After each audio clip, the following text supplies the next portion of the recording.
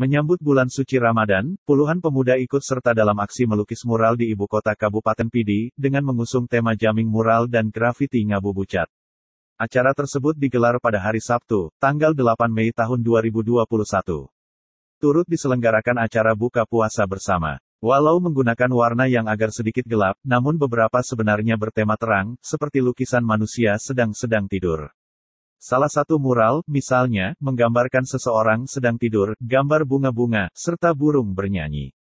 Sekitar 10 pelukis berpartisipasi dalam proyek yang diberi nama Komunitas Rungka atau dalam bahasa Indonesia disebut juga kerangka manusia.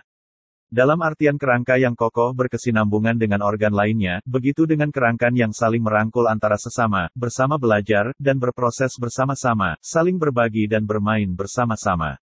Para pelukis yang berasal dari berbagai daerah ini menggunakan dinding-dinding gedung GOR milik pemerintah maupun perseorangan dan ada mural yang tingginya mencapai 7,5 meter lebih. Penggagas proyek tersebut antara lain, Ardiansyah Yusuf, Muhammad Nur Hadi, Auzanil Hakim, Khatami, Ricky Agemfona, Mutia Dinda, dan kawan-kawan. Dari Pidi Pante.